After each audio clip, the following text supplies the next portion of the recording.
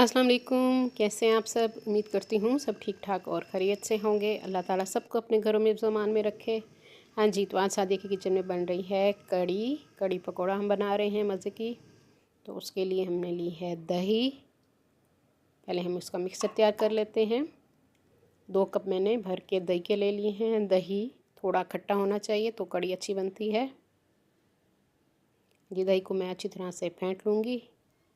उसके बाद हम इसमें डाल देंगे बेसन। बेसन को मैंने छान के इस्तेमाल किया है। हमेशा बेसन को छान के इस्तेमाल किया कीजिए।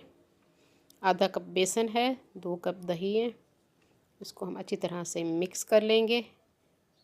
थोड़ा थोड़ा करके बेसन डालती जाऊंगी और इसको मैं अच्छी तरह से फेंट लेंगे हम अच्छी तरह से इसको।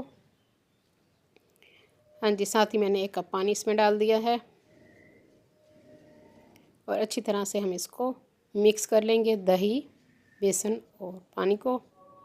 उसके बाद हम इसमें डालेंगे मसाले। हाँ जी, इसमें हल्दी थोड़ी ज़्यादा डलती है, 1 टीस्पून हल्दी मैंने इसमें डाल दी है। 2 टीस्पून भर के मैंने सुरख मिर्च पिसी हुई इसमें डाल दी है। नमक 1 टीस्पून मैंने इसमें डाला है। आप अपने टेस्ट के हिसाब से डालेंगे, हम नमक कम इस्तेमाल करते हैं। हाँ जी, धनिया पाउडर इसमें भर के मैंने डाल दिए हैं 2 टीस्पून। और इस सबको मसालों को अच्छी तरह से हम मिक्स कर लेंगे। हाँ जी, ये मिक्सचर हमारा तैयार हो चुका है। हाँ जी, एक बर्तन में मैंने 1/4 कप ऑयल का डाल दिया है और उसमें मैंने डाल दिए हैं पिसा हुआ लहसुन। हाँ जी, इसको हम भून लेंगे। और साथ ही मैंने इसमें डाल दी है 1/2 टीस्पून के करीब मेथी दाना और 1 टीस्पून मैंने इसमें डाल दी है सफ़ेद ज़ीरा का। इसको हल्का सा हम सौते करेंगे। हल्का सा आपने इसको भूनना है। उसके बाद हम इसमें वही मिक्सचर हमने जो दही का बना के रखा है वो हम इसमें डाल देंगे और साथ ही इसमें अच्छा खासा पानी मैं इसमें डाल दूँगी, 1 लीटर के करीब। हाँ जी, इसको हम उबाल आने तक पकाएंगे तेज़ आंच पे। उसके बाद हल्की आंच पे मैं इसको तकरीबन 1 घंटा पकने दूँगी। हाँ जी, अब पकौड़ों की तैयारी कर लेते हैं।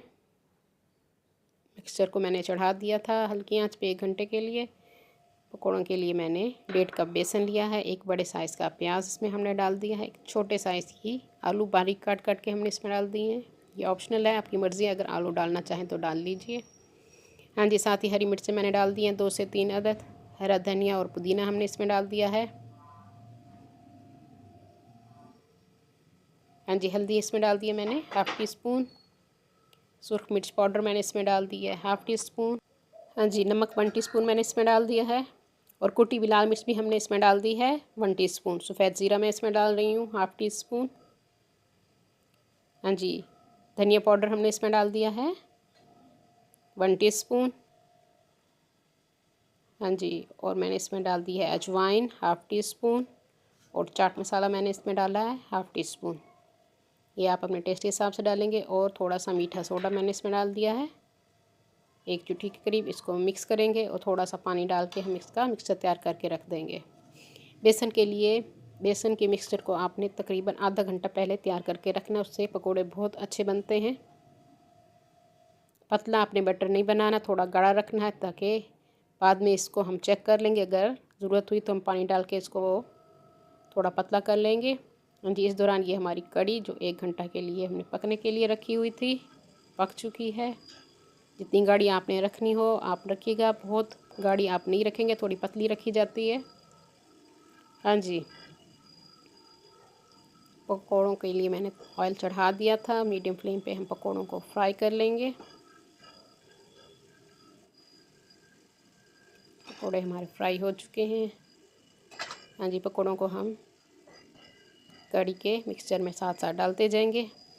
पकौड़ों को तलते रहेंगे और इसमें डालते जाएंगे। सारे पकौड़े इसमें इस तरह हम डाल देंगे और हम इसमें तड़का लगाएंगे।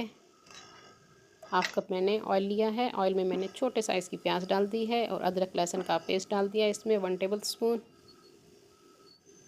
हाँ जी, इसको हमने थोड़ा सा ब्राउन कलर आने देना है। सफ़ेद ज़ीरा मैं इसमें डाल दी हूँ 1 टीस्पून और 7 से 8 मैंने सूख मिर्चें इसमें डाल दी हैं साबित गोल वाली। तड़का हमारा तैयार हो चुका है।